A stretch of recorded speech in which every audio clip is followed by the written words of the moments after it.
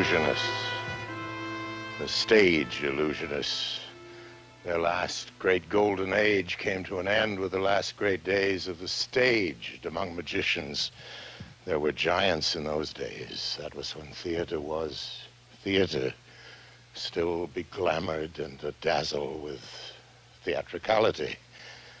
By way of homage to those grand old wonder workers, we're going to recreate for you a few moments of illusion in the high old style.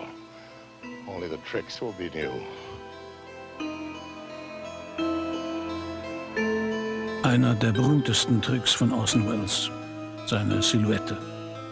Verschleierung, Abstraktion seiner selbst oder einfach nur ein Spiel. Vielleicht ist dieser Trick zu gut gelungen. Die Person Welles verschwindet hinter ihrem Umriss. Irgendwann wird er nur noch zum stilisierten Schatten seiner selbst. Am Ende seines Lebens werden böse Stimmen immer lauter. Ausgebranntes Genie, halberloschener Vulkan. Der Mythos Welles verselbstständigt sich. Ladies and gentlemen, I wouldn't fool you for the world.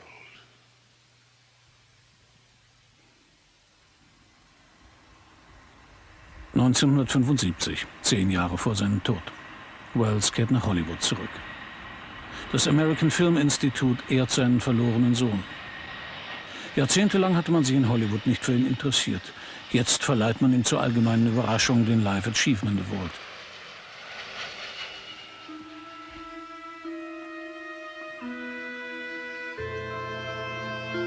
Welles' Karriere beginnt kometengleich. Er ist Wunderkind, dann Erfolgsregisseur am New Yorker Theater, dann skandalöser Radiomacher. Bereits mit 23 ist er Autor, Regisseur, Schauspieler, Journalist und in allem ein Star. Hollywood ruft. Citizen Kane macht den 26-Jährigen mit einem Schlag weltberühmt. Aber der Günstling wird unbequem. In Hollywood hält man ihn für zu verschwenderisch, rebellisch, exzentrisch. Bald findet er in Amerika keine Arbeit mehr. Er wählt das Exil in Europa. Doch auch die europäischen Produzenten gehen auf Distanz. Von Film zu Film wird die Arbeit schwieriger. Das Wenige, das er vollenden kann, wird von der Kritik bewundert und vom Publikum missachtet. Viele seiner Projekte bleiben liegen.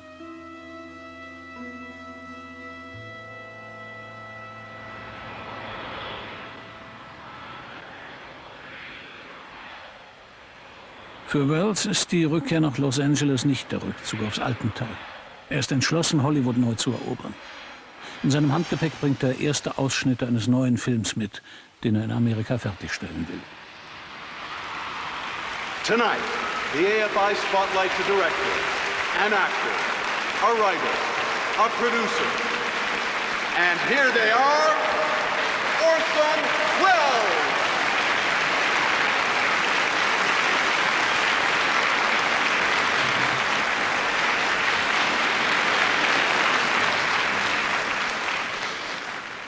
What I feel this evening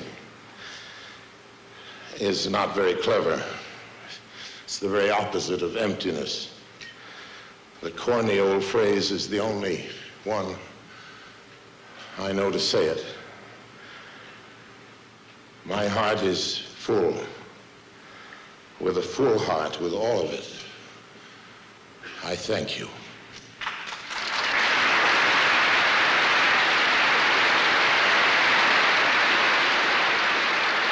This honor I can only accept in the name of all the Mavericks. A maverick may go his own way, but he doesn't think that it's the only way or ever claim that it's the best one, except maybe for himself. And don't imagine that this raggle-taggle gypsyo is claiming to be free. It's just that some of the necessities to which I am a slave are different from yours. As a director, for instance, I pay myself out of my acting jobs. I use my own work to subsidize my work. In other words, I'm crazy.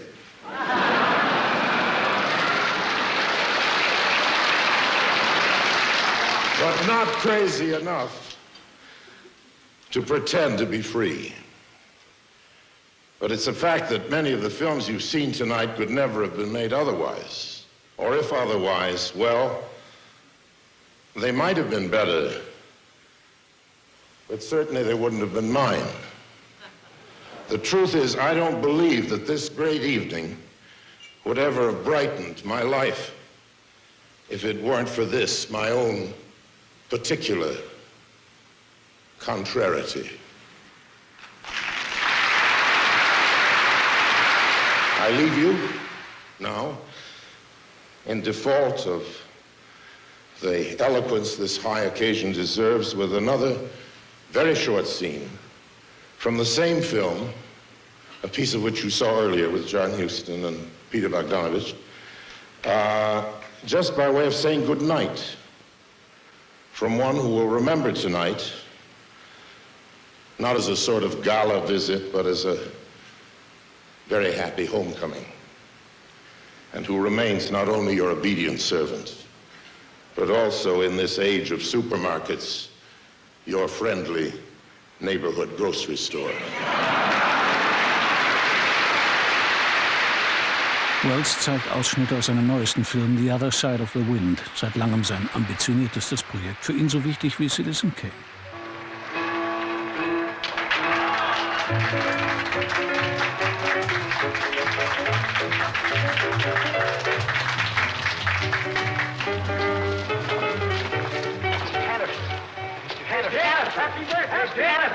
Happy birthday, Jennifer. Happy birthday. I'm Marvin P. Fassbender. Of course you are.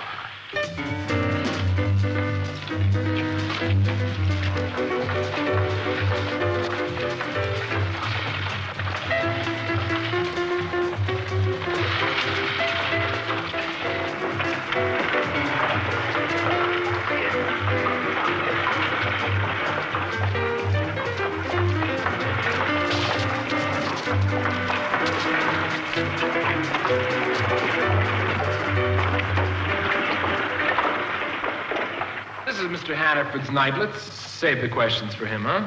You two are very close, aren't you? Yes, I'd like to ask you about that. Why? Come on, Hunter. Why do you think you have to be as Because rude be as he as is? rude as you are, in print anyway. I liked your last picture. No, I know that it was repetitive, but for what it was, it worked. Yeah, well, she wasn't that kind to me in her review. Not that you did me too much harm. I mean, how much harm can you do to the third biggest grocer in movie history to make that much harm? Yes. Did you know that when his own production company goes public, that your friend there stands to walk away with $40 million? Yeah, and she's going to say that I'm just going to keep on writing that I stole everything from you, Skipper. I'm never going to walk away from that. Well, it's all right to borrow from each other. What we must never do is borrow from ourselves. Come on. Come on, Brooksy.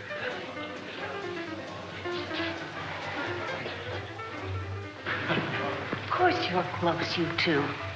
You have to be. You have no choice. Please, dear lady, don't tell us what you mean by that. Come on.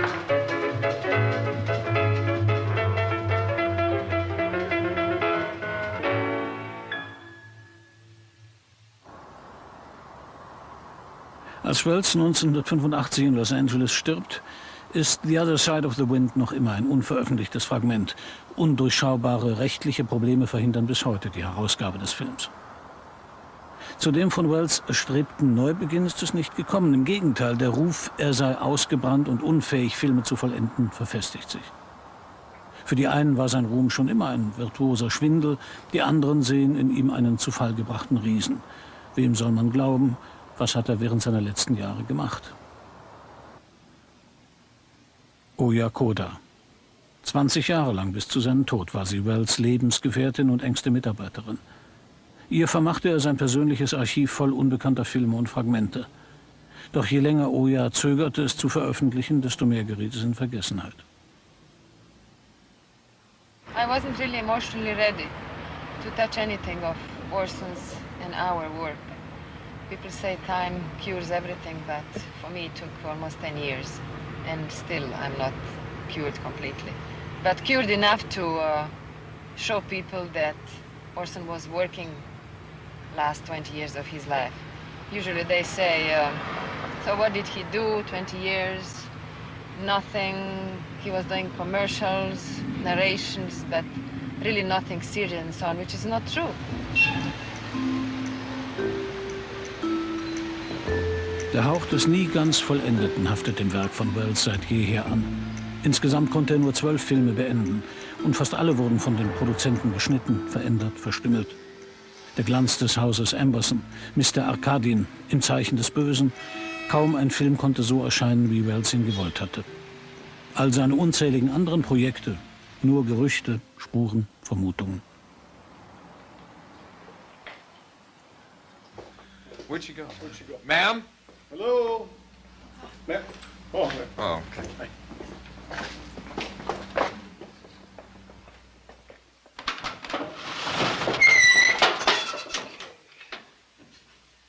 Oh, bulb's burned out. Give me the flashlight, my man.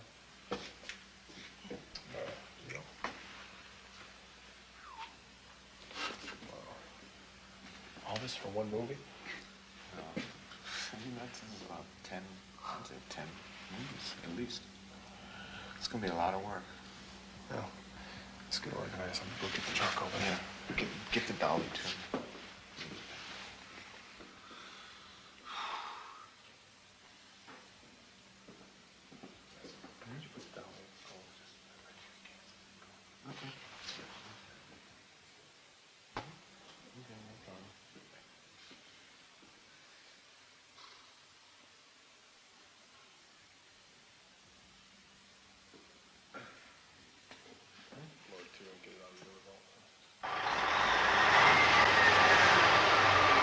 When you and other people, when they see this material, you will see what a youth he had in him, and what an energy, and what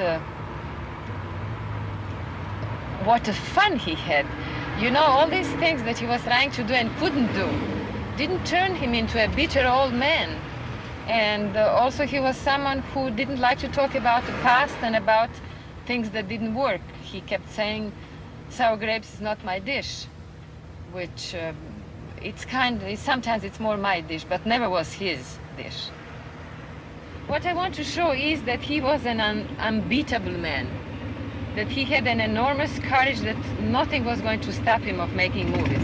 And sometimes in my heart I hoped that he would stop making movies, because they just to look for money, it takes half of your life, and that's what happened. He was a very good painter, and he was a wonderful writer, and if he was just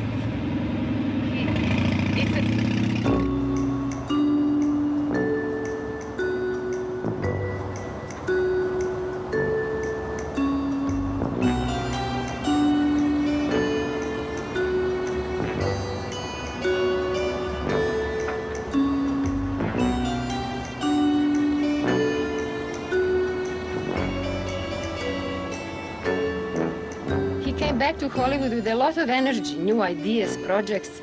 He didn't dislike being in Hollywood again, far from it. And there were a lot of offers to do commercials, narrations. He did things to, as he said, to be able to pay his groceries. Talking about money, do you think if you'd had a great deal of it, it would have made your films better? Or did your poverty help your creativity in any way? Did my poverty help my creativity? No.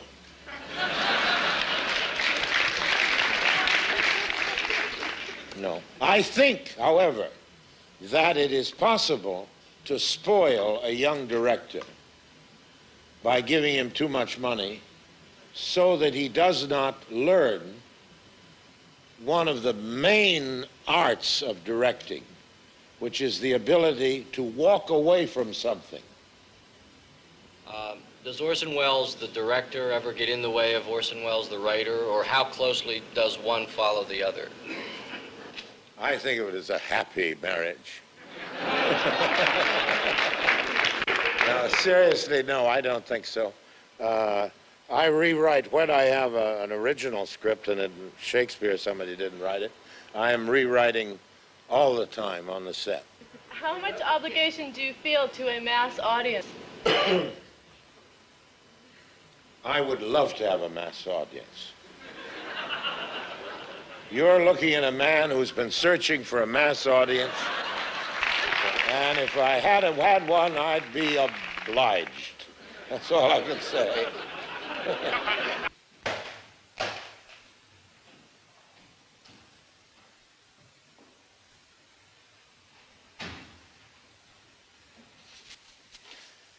This is a script of F for Fake. Actually, these are the notes. This is his handwriting. These are the notes for the trailer of Fake. I don't know if you know anything about Fake. It's a story of, it's really an essay on fakers and so-called experts. And Orson did the trailer, which we are going to see later, I hope. It's a wonderful trailer. It's actually, the film talks about lies, and his trailer is a lie in itself.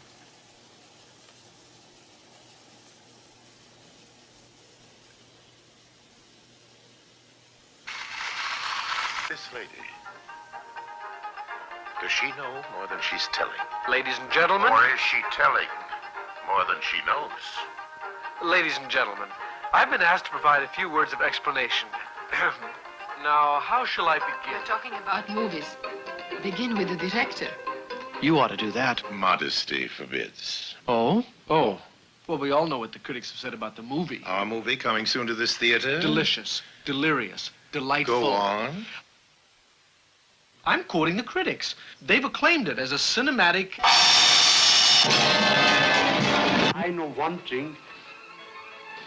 I never offered a painting or a drawing to a museum who didn't buy it. That never refused one. The author of the fake autobiography was also the author of a real biography about a faker, the great art faker, Elmire. Great faker of the 20th century becomes a modern folk hero for the rest of us, who have a bit of loss in ourselves, but simply don't have the courage or the opportunity to express it. The following commercial message, which is fairly brief and completely dishonest, concerns the advent soon on this same screen of the motion picture entitled F for Fake, which rips the veil of secrecy from a whole series of scandalous items. For instance, the 22 Picassos, worth who knows how many millions. How did this young woman get her hands on them? Why did her grandfather soak them all in gasoline and burn them to ashes? People wonder why it was so difficult to get permission to show this film in America. They should remember that when F for Fake was playing to packed houses in the rest of the world, Howard Hughes was still alive. Supposedly. And if Coda was carrying on with Picasso in the south of France, how did Hughes, who was busy at the time growing his toenails in Vancouver, make it to those secret meetings on the Mexican pyramid? And what about the tiger? Who is under that sheet? By what strange chain of circumstances did this savage beast move from Managua to a penthouse swimming pool in Beloit, Wisconsin? And who is this man? See F for Fake, the movie that dares to ask that question. The UFOs, Gary, we were going to mention. Remember that the unidentified flying objects only appeared after my radio broadcast? And what about that flying object? And here... Ladies and gentlemen, suppose I come right out with it and admit to you now that my old Martian hoax on the radio was, well, not exactly a hoax.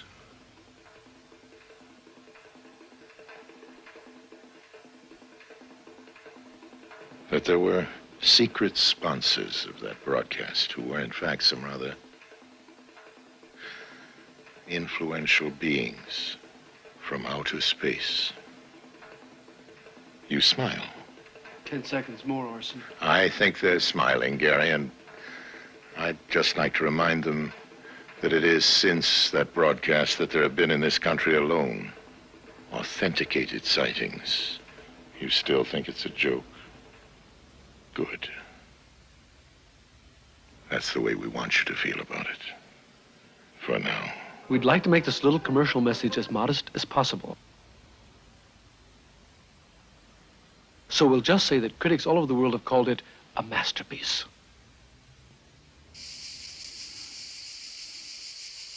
Der Trailer zu F for Fake wurde erwartungsgemäß von den amerikanischen Verleihern des Films zurückgewiesen.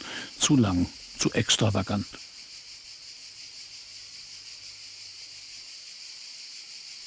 He was disappointed about that because he wanted to explore this new avenue of film essay. But as he said, a movie maker's paint box was much too expensive, and that's why sometimes, rarely, but sometimes he regretted for not continuing painting, although he thought of himself as a second-rate painter.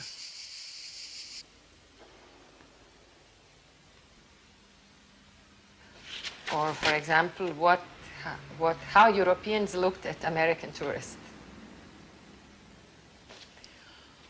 Or the doorman of a chic French hotel looked at that tourist. I'm talking about France. He's a little French clochard.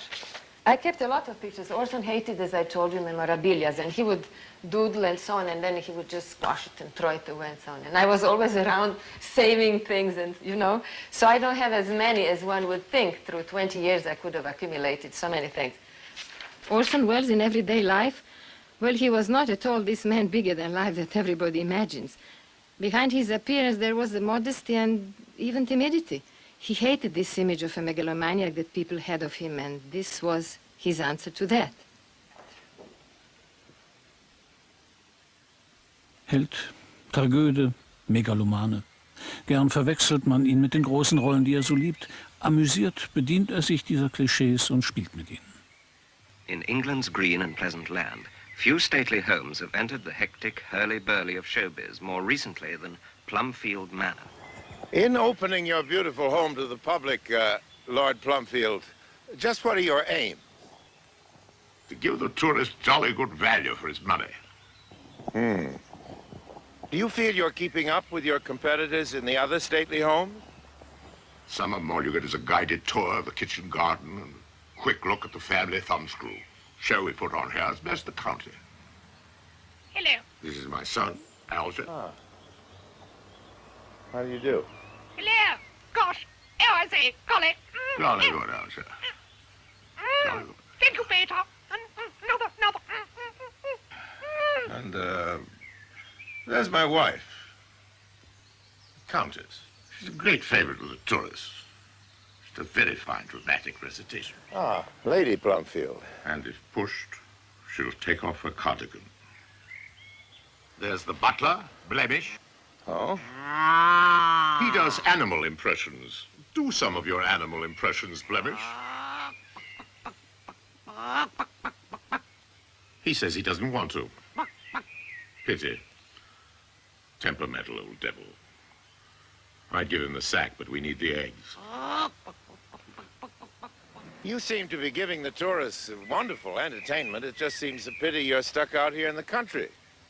Oh, we're hoping to bring the show into town, just as soon as we can sell the house. But then you'll have nowhere to live. Huh. We don't live in the house. We live here. Would you care for a cup of tea?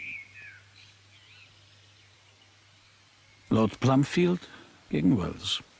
Ein kleines Puzzle aus 2 Teilen und 2 Zeitebenen.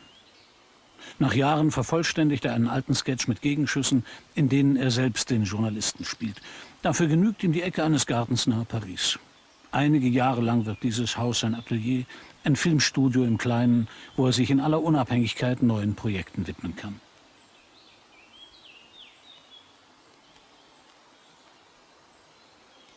Scene 58, take 1.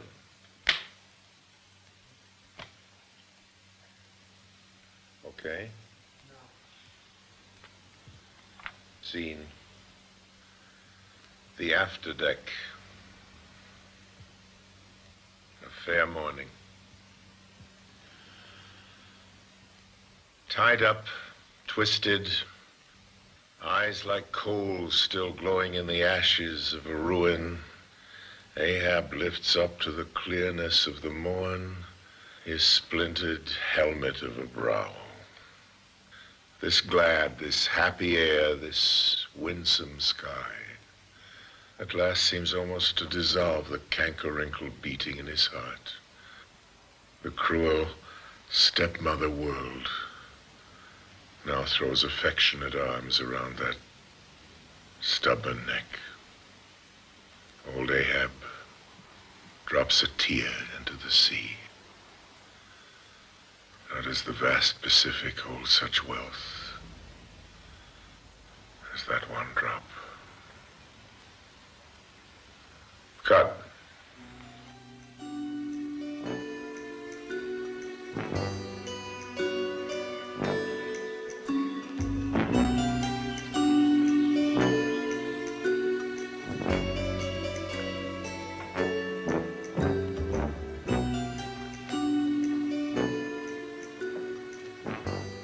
It's unbelievable that after 20 years after squatters raped this house, the traces of Orson's work are still here.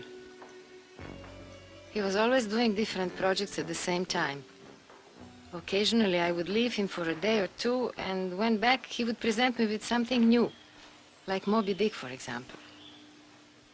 He started to shoot it with his own money all by himself. If I remember well, between some shots of Air for Fake. One evening, he simply asked his cameraman to stay a little longer. And that was the beginning.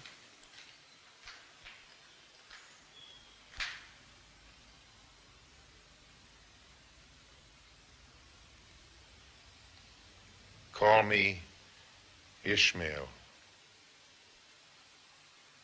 Some years ago, never mind how long, I thought that I would sail about a little and see the watery part of the world. Whenever I grow grim about the mouth and hazy in the eyes, whenever it's a damp November in my soul, I count it time to get to sea. Almost all men, sometime or other, cherish these same feelings toward the ocean. Why did the old Persians hold the ocean holy? And the still deeper meaning of that story of Narcissus, who, because he could not grasp the mild, tormenting image in the fountain, plunged into it and drowned. That same image we ourselves see in all rivers, in oceans and in lakes and wells. The image of the ungraspable, the phantom of life. And that is the key to it all.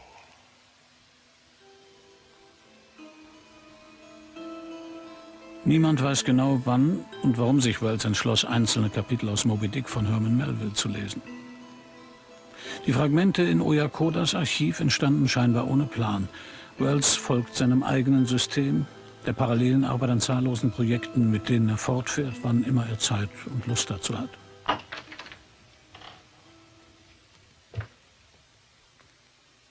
God, this looks like a basement of Xanadu. Although Orson wasn't anything like that. He didn't keep memorabilias, and I would say that most important things for him, he said, were a good pair of shoes and a good typewriter. And I must add that he had two more things.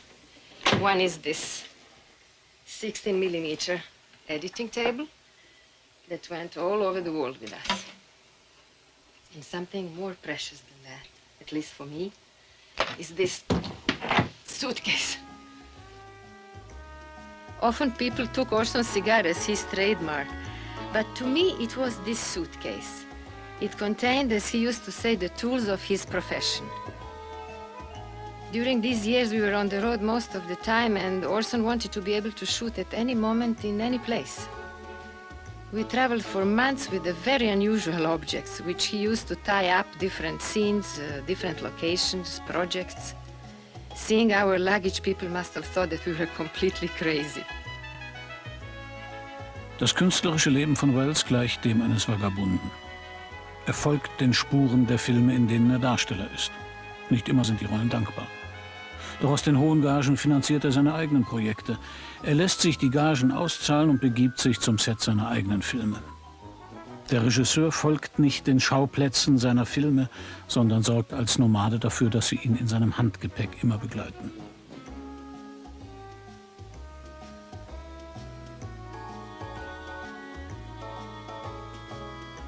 Egal, wo er die Bilder und Motive findet, eine Einstellung hier, ein Schuss für ein neues Projekt da, sie dienen immer nur als Kulissen für das eigene Universum.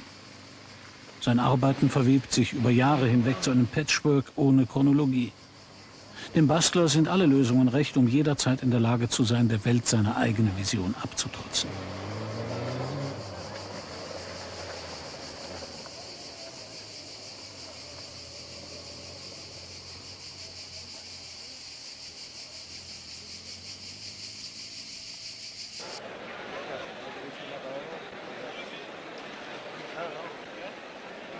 Auf seinen Reisen ist Spanien mehr als nur eine Etappe. 30 Jahre lang versucht er, seinen Don Quixote zu vollenden. Enger Freund vieler Toreros liebt er den Stierkampf über alles. Schon als junger Mann hat er sich in die Arena gewagt. Die Leidenschaft bleibt ihm ein Leben lang.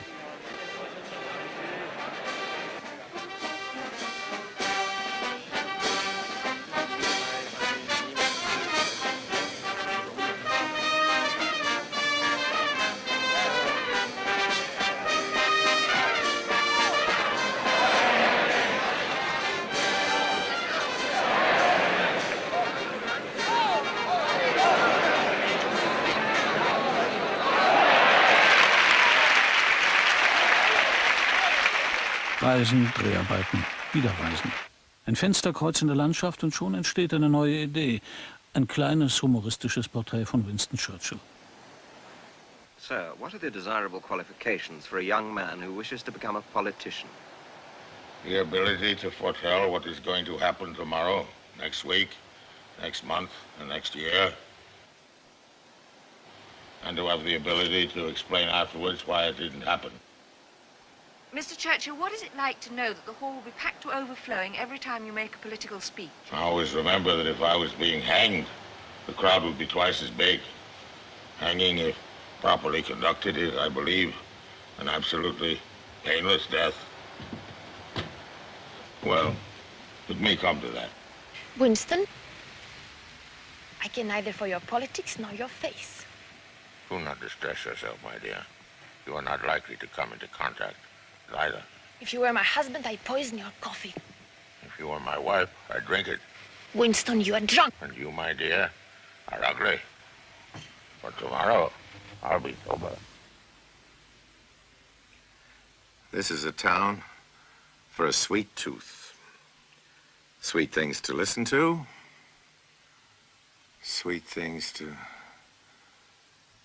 look at. And sweet things to eat.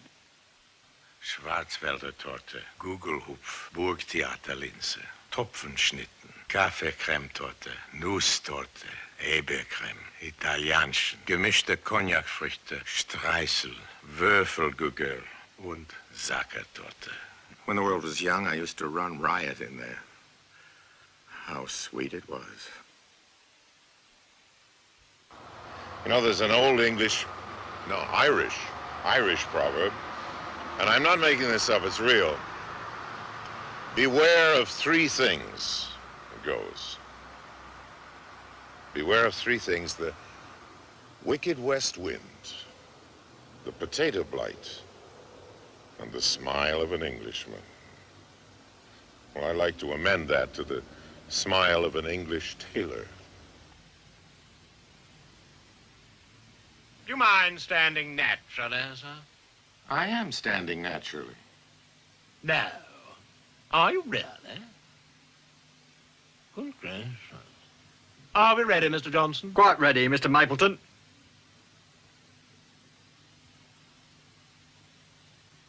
$18. 18. $16. 16. 11 and a half. 11 and a half. 7 3/4. 7 3/4. What is it? Oh. No. God bless my soul.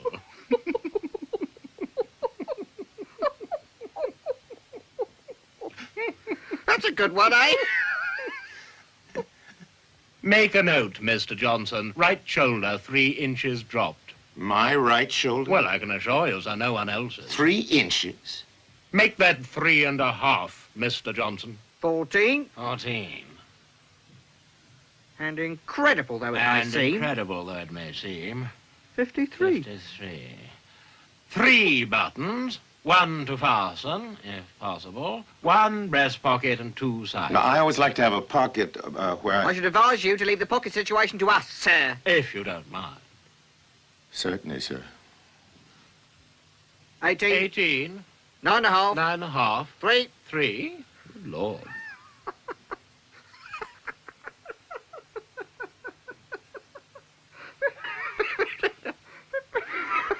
59.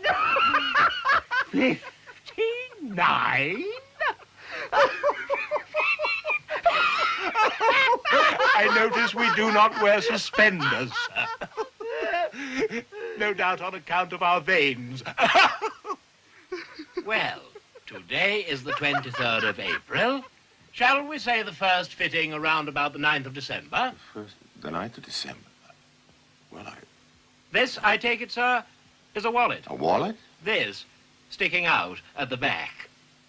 No, that's me. Oh, I'm so sorry.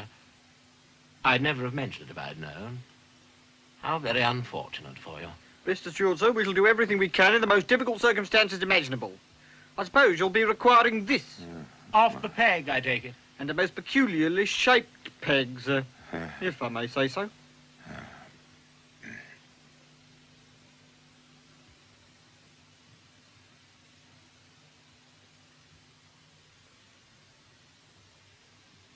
Good morning, sir.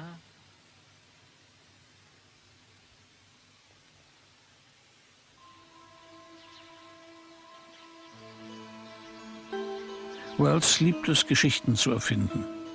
Doch kaum rührt man an seine Biografie, kommen Legenden von fremder Hand dazu. Unentwirrbar vermischen sie sich mit seinen eigenen und überwuchern die Biografie. Ein Feuer, so heißt es zum Beispiel, habe sein Haus in Spanien vernichtet. Er verliert angeblich seine liebsten Kindheitserinnerungen, Fotos, Briefe, Dokumente, auch angefangene Filme.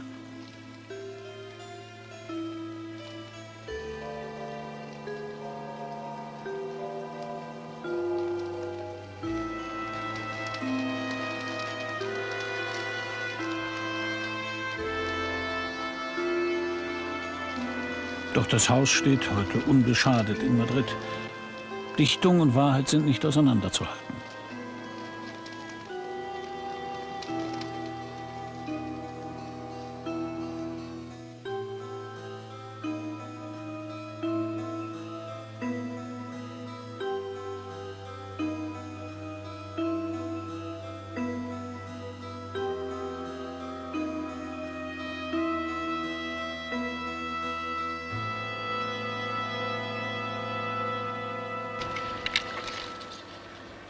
The Deep. Auch an diesem Projekt wurde oft gezweifelt. Mit diesem Thriller, wie üblich aus eigener Tasche bezahlt, hoffte Wells, den Weg zum großen Publikum zu finden. Dear Chuck, the scene here might be useful for voiceover for the end of your introduction. Actually, the fire comes at the end of the picture. We're out in the Pacific Ocean. A newly wedded couple are here on their small yacht, cruising up the west coast of Africa on their way to the Mediterranean. Not a breath of air, so they're becalmed. To save gas, they're not using their auxiliary engine. Out in these waters, they might expect to be very much alone, but there's someone else out there. Another boat. Somebody is rowing over to them. The stranger has a very strange tale to tell. He's alone. Everyone else on that boat of his is dead.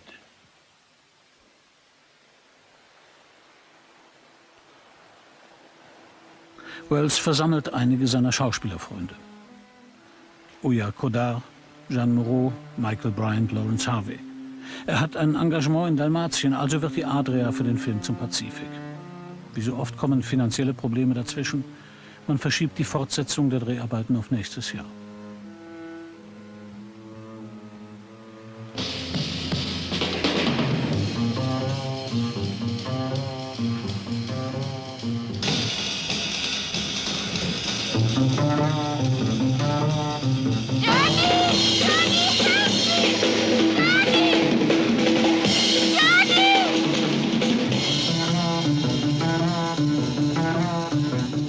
Trapped there on a boat that's shipping water fast and ready to sink. Johnny, help me! Please, Johnny! And his young wife, trapped on their boat with a raving maniac.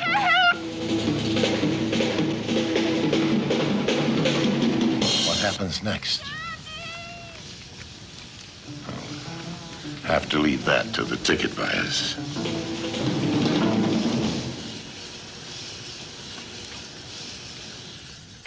Der Tod des Schauspielers Lawrence Harvey macht schließlich die Vollendung des Films unmöglich, obwohl nur noch wenige Szenen fehlen. Etwa zur gleichen Zeit wieder im Mittelmeerraum. Wells beginnt mit der Arbeit zu einem Kaufmann von Venedig. Vom Karneval bringt er ein paar Bilder mit. Sie müssen genügen, die Atmosphäre zu schaffen. Look to my house.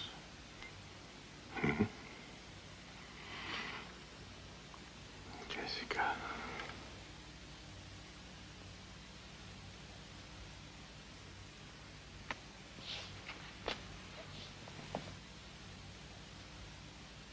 Go in. Lock up my doors.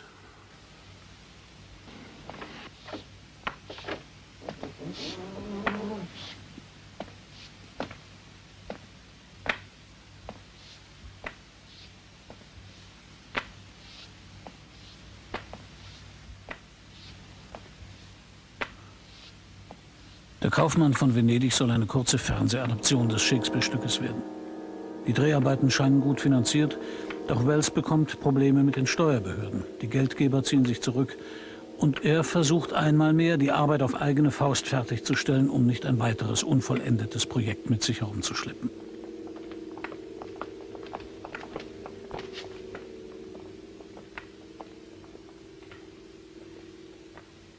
Er verlässt das teure Venedig. Ein kleiner Ort an der dalmatinischen Küste muss die Lagunenstadt ersetzen. Das Fensterkreuz geht wieder auf die Reise und hölzerne Puppen dubeln die maskierten Karnevalsgäste, die Shylock auf seinem Weg auflauern.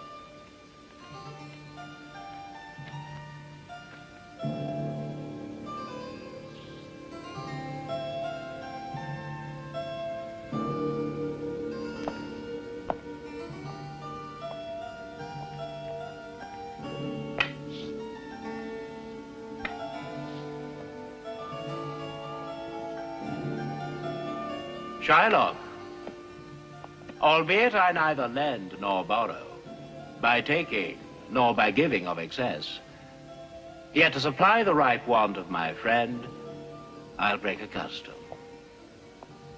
Is he yet possessed how much he would? 3,000 ducats. It is a good round sum. And for 3 months? 3 months from 12. Let me see, wait. Well, Shylock, shall we be beholding to you? Signor Antonio, many a time and oft under Rialto, you have rated me about my monies and my usances. Still have I borne it with a patient shrug. For sufferance is the badge of all our tribe. You call me misbeliever, cutthroat, dog,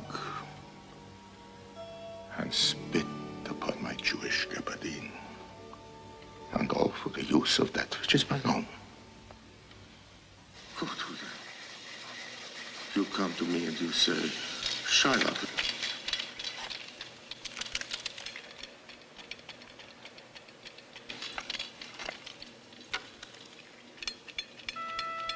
Wells schafft es, die Dreharbeiten zu beenden. Der Schnitt kann beginnen. Diesmal meint er endlich sein Ziel erreicht zu haben, doch dann verschwinden die Negative. Die Umstände des Raubes lassen sich nie ganz klären.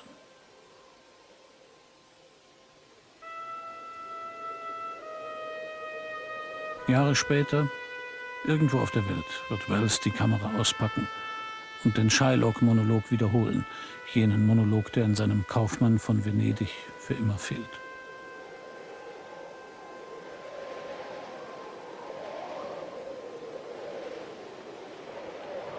He hath disgraced me,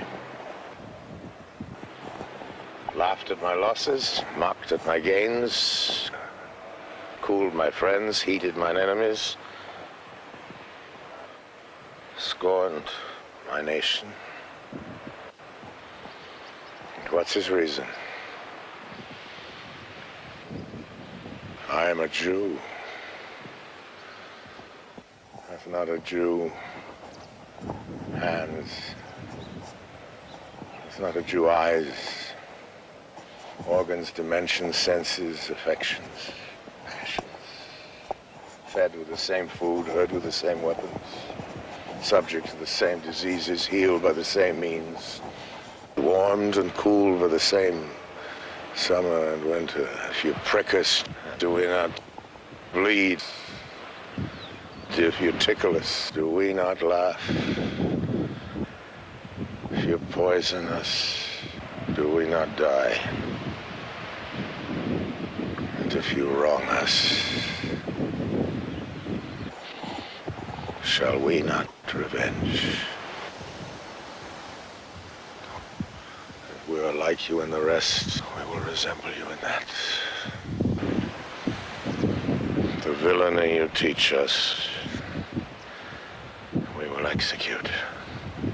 It shall go hard, and I will better the instruction.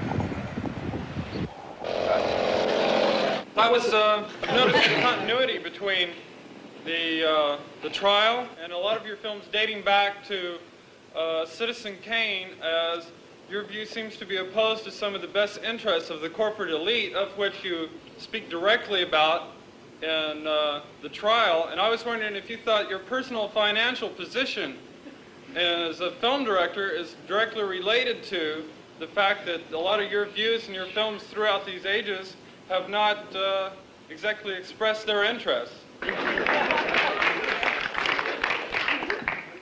Would anybody like to answer that question? Well, my personal opinion... Good. Stand up. Let's hear it. My personal opinion is that it's true, and that from what I've read from your career, although I wasn't alive at the time you first were making films, that you've had a tremendous problem with the press and corporate bureaucracy dating back, since the earliest portions of your career, and that this is continuing today, and that's one of the reasons why you've been unable to finish some of your more recent projects. Well, there are only two main projects which are unfinished. One is The Other Side of the Wind, and when I tell you that my partner in that project is the brother-in-law of the late Shah of Iran, you will understand why we are having a little legal difficulty. The other unfinished film is Don Quixote, which was a private exercise of mine. And it will be finished as an author will finish it at my own good time, when I feel like it. It is not unfinished because of financial reasons. And when it is released, its title is going to be, When Are You Going to Finish Don Quixote?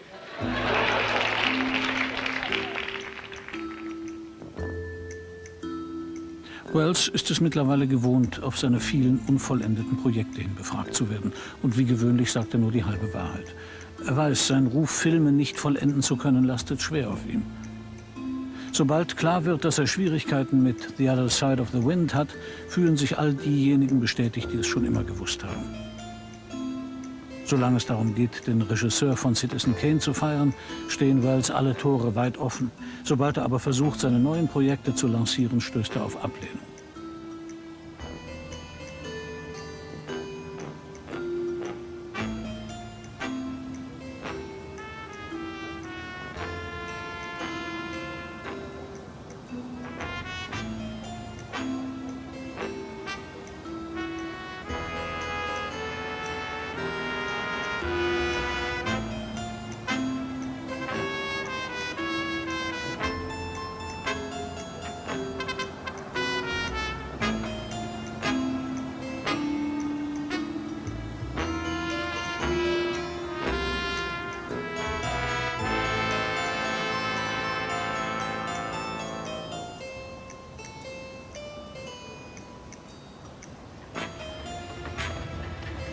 You know, accepted. What do you understand under that?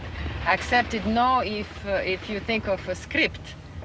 You know, he takes a script to a studio and studio refused to make it. Then, of course, he wasn't accepted. But otherwise, yes, he was accepted very much so. He had a lot of friends, made new friends, young movie directors, new actors. He had a great time. He loved to be around the young people. When we made The Other Side of the Wind, our crew consisted basically of very, very young people, 19, 20. Once we had to shoot certain scenes from The Other Side of the Wind on a real studio lot, but we couldn't afford the fee. So we chose one weekend when we were sure that nobody would be there working. We entered the lot as a film students while Orson was hidden in a van. Whenever a guard passed by, he took a cover. You know, this situation did not make him upset or frustrated. He actually loved to trick them. But of course the trick couldn't last after the weekend, so he stayed awake for 48 hours, while his cameramans took shift and slept.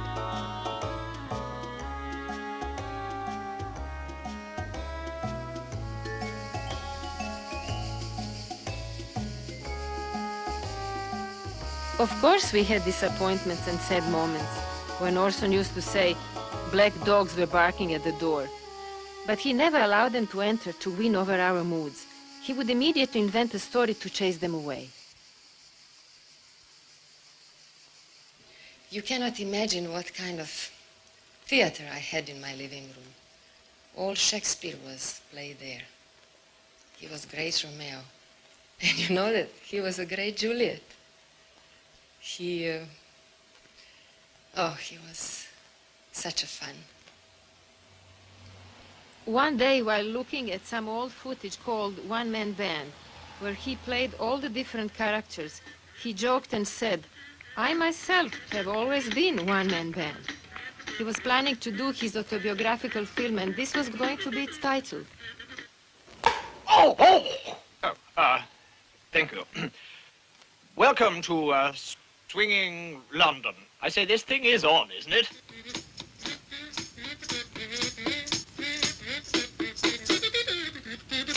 One-man band is coming.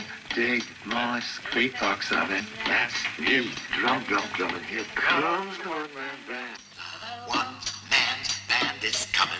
Take that music humming. That's me. Drum, drum, drum, and here comes the one-man band.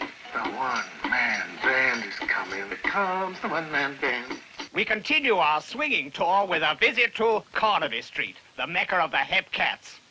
This is not, in fact, Carnaby Street. This is somewhere else. Up there is Father hides beneath the bedclothes and a funny little squeaker. Well, this isn't actually our Carnaby Street, but I'm sure that... Hear them tell him here's a shilling. Now go away.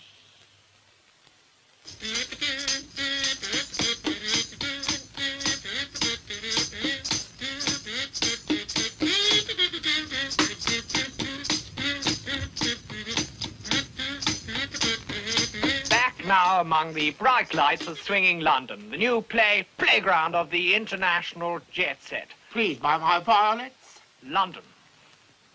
Wow. London, it's certainly changed in the last couple of years. Violet. Please buy my violets. No, thank you. Dirty postcards?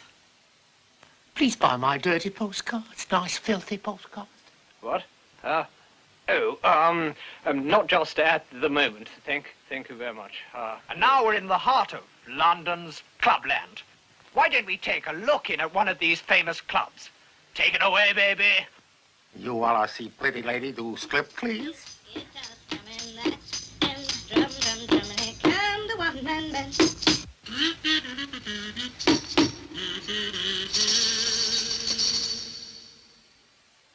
I think acting is like sculpture.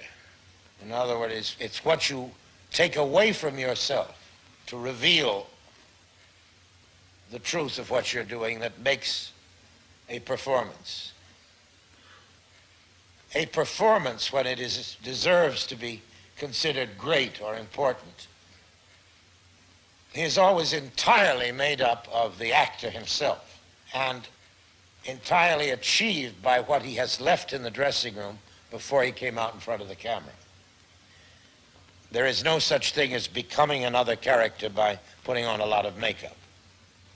You may need to put the makeup, but what you're really doing is undressing yourself and even tearing yourself apart and presenting to the public that part of you which corresponds to what you were playing.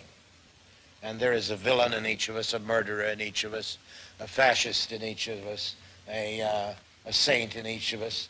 And the actor is the man or woman who can eliminate from himself those things which will interfere with that truth.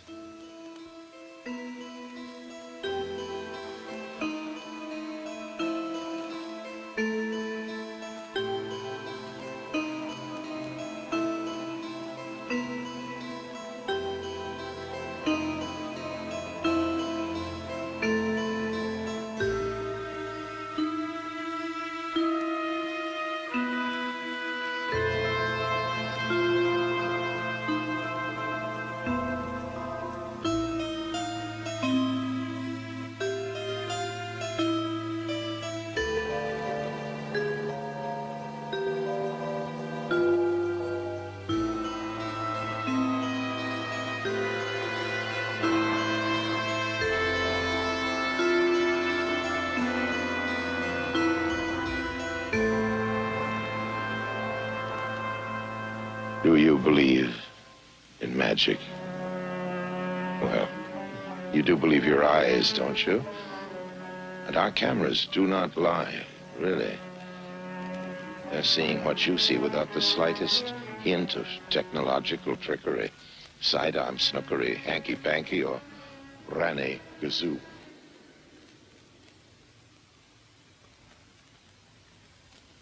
Magic.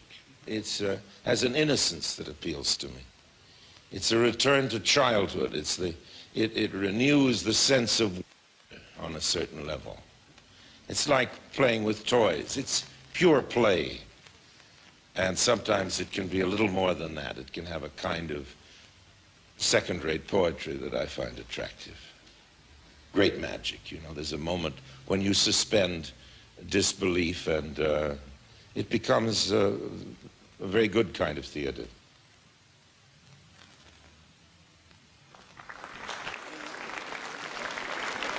We actors pretend to be modest, you know?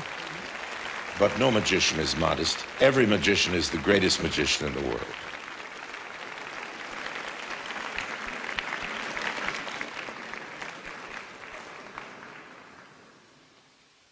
Nobody is completely grown up, and no work of art. God, what a terrible thing have I said. No movie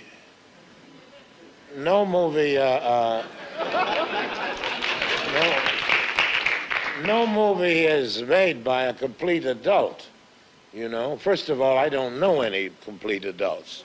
in civilian life. So how could they have infiltrated movies, you know? It's unthinkable, seems to me. Listen, I was preparing for the show, you know? Yeah. And I hired my writer, Gags Beasley. Not Gags Beasley. Gags Beasley. Oh, the dear. ace comedy writer for 57 years in this business. He has given me the A material for the Orson Welles show. He is the cheapest the cheapest comedy writer that there's going. Are you kidding? I'm paying him $1.50 a joke. $1.50 a joke? $1.50, yes. You called that cheap? You should pay him by the laugh. Well, he could never get paid then. That's right. I feel it's my moral obligation to censor all the sick, perverted ideas on that disgusting program. How do you do, Mr. Wells? And I must say, I am shocked at you. Why? Having this low comedy from this bear and this frog who allows it to happen. Having this on your show, I'm absolutely shocked, a man of your stature. No, I like this form of television because it's about people. That's my favorite subject. And it belongs uniquely to the tube. A talk show wouldn't work. It simply couldn't happen on a movie screen or a stage. And for me, that makes it irresistible. Television is the one theater I've never really worked in.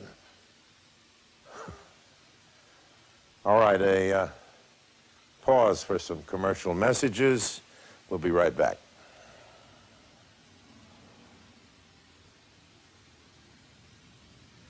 Well, it's true I have several professions. I write and direct and act in motion pictures and in plays. I also do magic.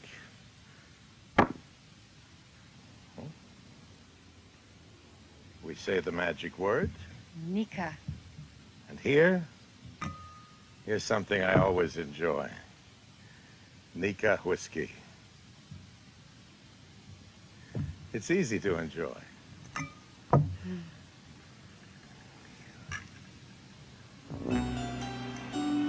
Probeaufnahmen. Ein Werbefilm für japanischen Whisky. Wells verkauft seine Stimme, sein Gesicht, seinen Mythos. Teil seiner Strategie der Selbstfinanzierung. Doch für die Öffentlichkeit ist es das endgültige Eingeständnis seines Scheiterns. He considered it as a show business. He was not cynical. He rewrote the text, tried to do his best. He was very professional in everything he did.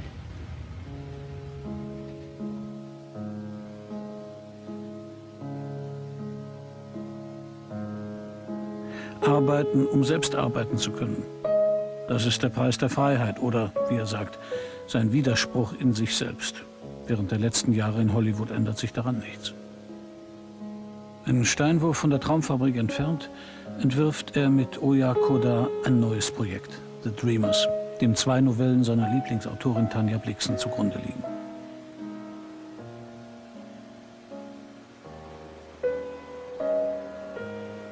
Isaac Dinesen was a Dane who wrote under that name.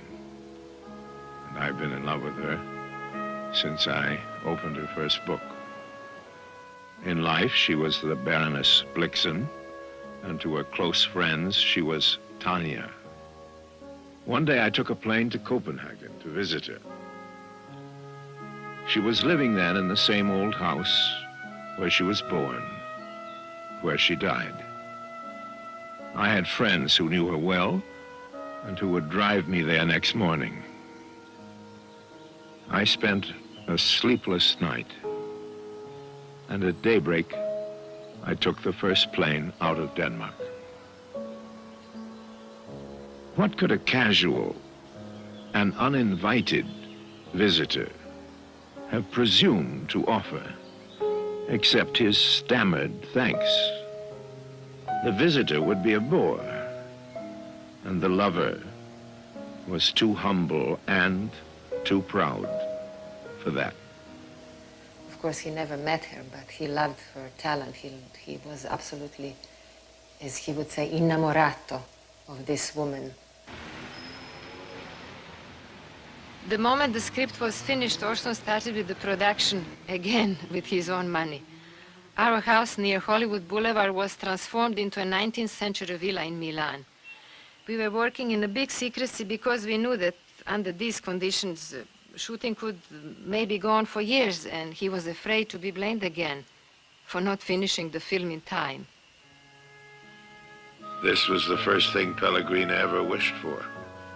A little white villa near Milan. It was her first possession. This house will always be here, awaiting the return of Pellegrina. Pellegrina says before that happens, weeds will break through that piano. In any case, you'll never hear me speak that name again. You'll never hear her speak to you again.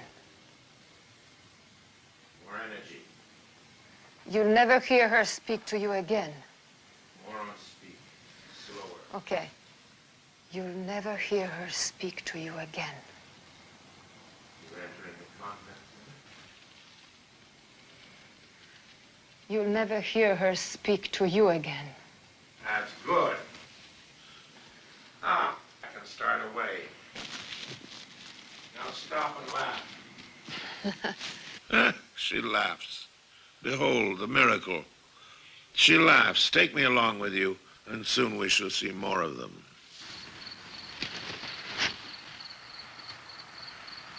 It is true, then? Yes. Alone? Like this? And in the dead of night? Pellegrina's dead. Even the servants think so. I had no chance to say goodbye. Will you do that for me? It is struck midnight. The dawn of a new day. At dawn, Luigi will be working in the garden here. Please don't forget, Luigi. I will say goodbye for you. I do not ask where you are bound for. Many places. Little lioness, you will need money. I will earn my money, whoever I will be. Marcus, I will be many persons. Let this go with you, little lioness. I should like you to be easy. This ring will carry you left or right in all of your directions. Left or right, Marcus, but never home again. Not ever. Here's something I think I'd like you to see. You see, Orson did everything himself. He designed the sets. This was to be for the monastery, for the dreamers, for the scene when Pellegrina dies. So the place where Orson was to make this monologue? Yes, actually, we shot that monologue in our house. But for the white shots, he was planning to do a real monastery. I mean, real monastery.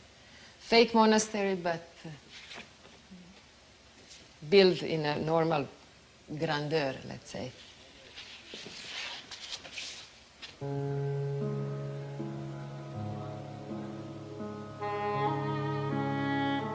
Pellegrina Leoni, gespielt von Oya Kodar, scheitert an dem unerfüllbaren Traum, gleichzeitig mehrere Leben in einem leben zu wollen. Wells selbst spielt Marcus, der nach ihrem Tod die Erinnerung an sie zurückruft.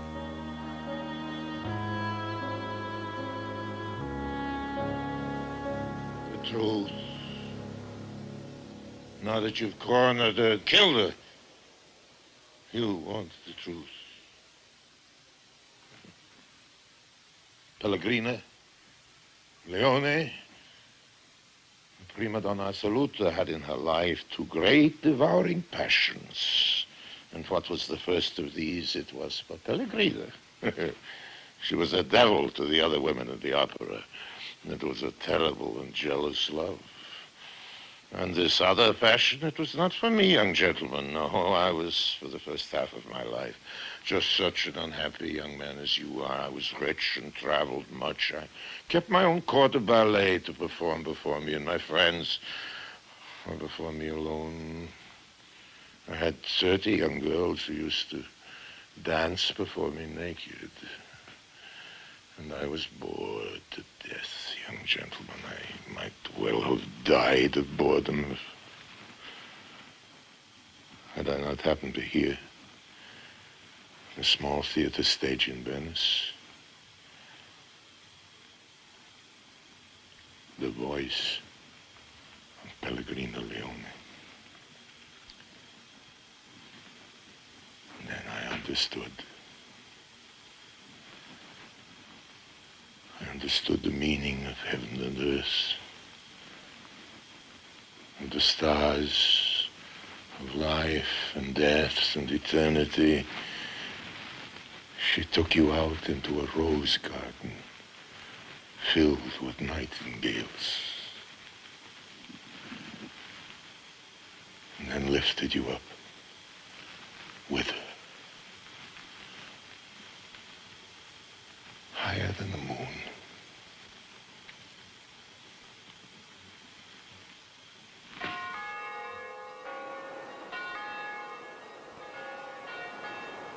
The Dreamers bleibt selbst ein Traum.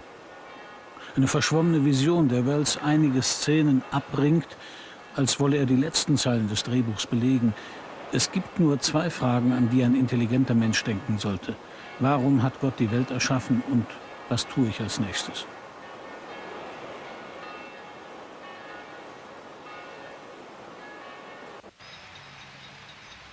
Er entwirft neue Pläne. The Big Brass Ring. Eine Geschichte aus der politischen Welt Amerikas. Die möglichen Geldgeber wollen Stars, doch alle Verhandlungen mit Schauspielern scheitern. The Cradle Will Rock bezieht sich auf einen früheren Theatererfolg. Die Finanzierung bricht zusammen. König Lear scheitert an falschen Versprechungen der französischen Produzenten. Eine Enttäuschung folgt der anderen. Und Wells?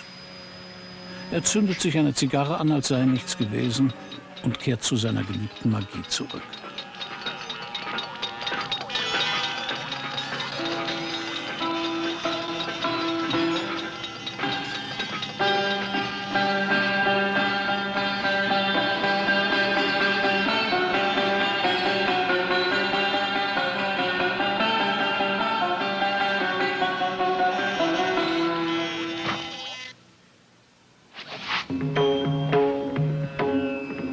Enough. She can't endure it for much longer. With the speed of light, Laila was transported through a time warp from the ancient past. Time now for her return. Directing your attention to an improbability in the future tense. You have witnessed a materialization, a penetration, now vaporization.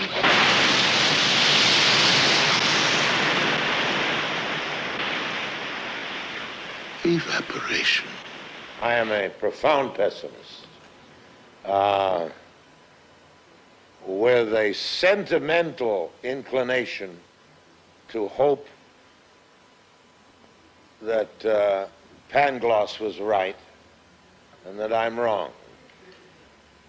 I have a sentimental inclination toward hope.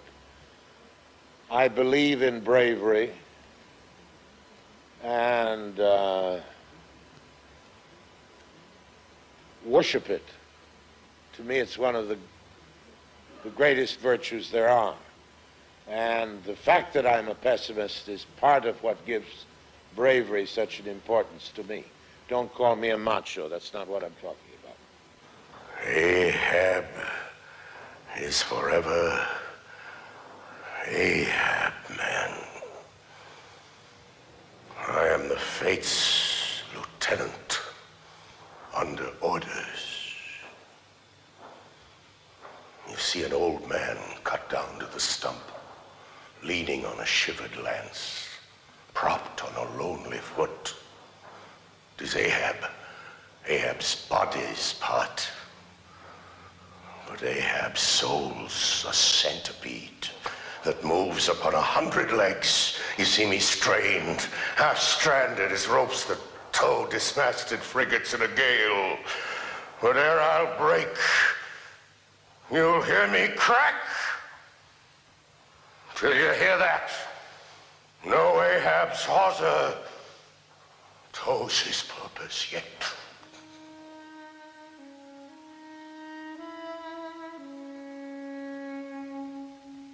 Als kleiner Junge hörte Orson einmal einen chinesischen Weisen sagen: Gib Acht, wenn du den jungen Mond betrachtest. Er ist so zerbrechlich, dass dein Blick ganz rein sein muss.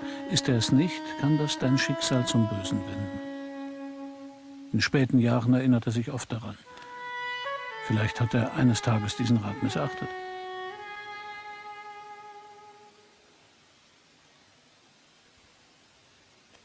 I am I hate to use the word superstitious because I take it more seriously. I'm awfully serious about the moon.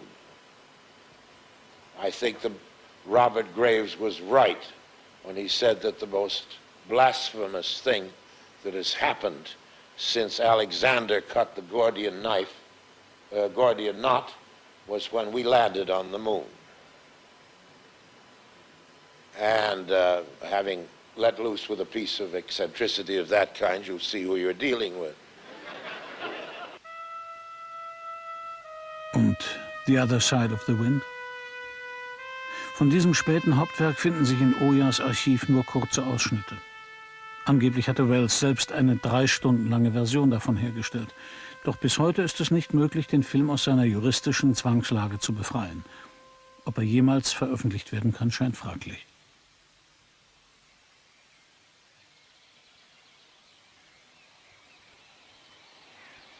Orson was forced by the producer to send the film to France, and again, he tried by all means to finish it improvising in our Orvilliers garden. Orson always used very few people for his tournage, and we had about 5 or 6 persons when we did this scene. Orson himself, his cameraman, 2 countesses, our producer, Dominique Antoine, and Orson's accountant.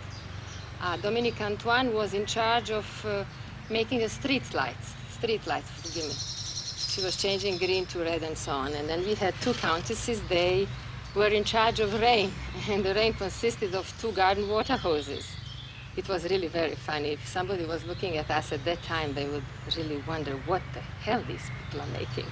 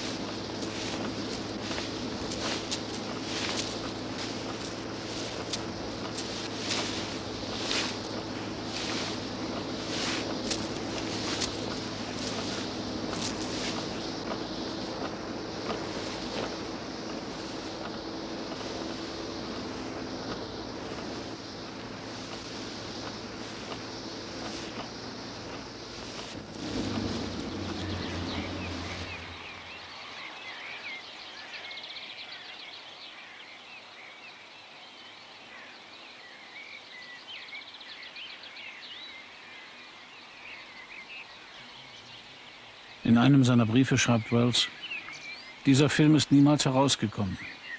Für mich, professionell, war diese Niederlage tödlich. In Los Angeles spricht man nur noch von Wells, dem Verrückten. Heute muss ich wieder bei Null beginnen. Und das ist in meinem Alter nicht leicht. Aber in diesem lächerlichen Gewerbe lernen wir, vom Enthusiasmus und der Hoffnung zu leben.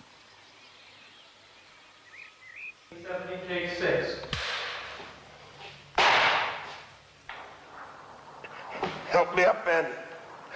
Let me stand. So. Aloft there, what do you see? I've oversailed him.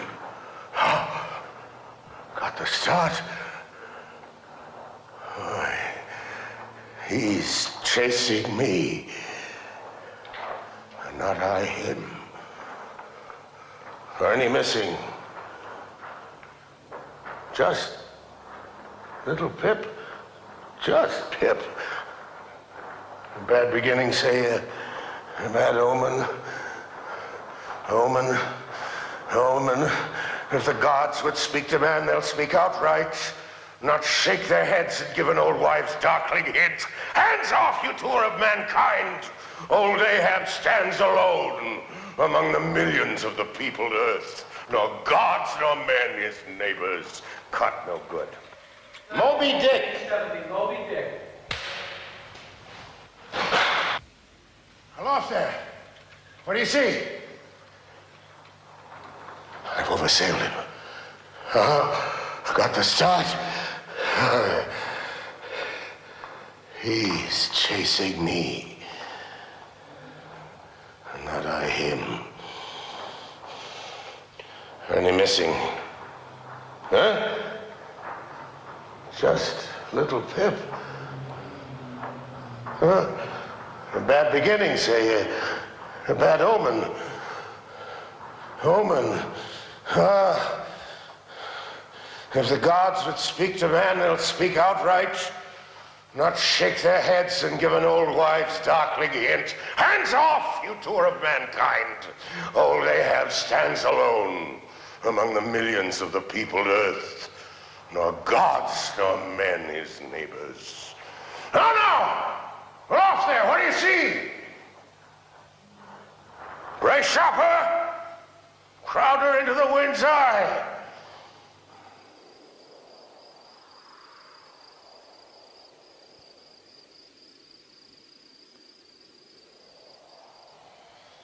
There are never many, never enough of them, but there are men born into the world with a gaze fixed on the widest possible horizon.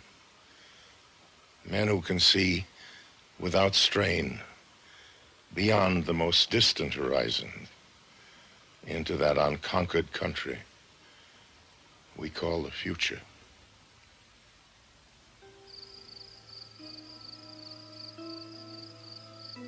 This is Orson Welles, remaining as always, obediently yours.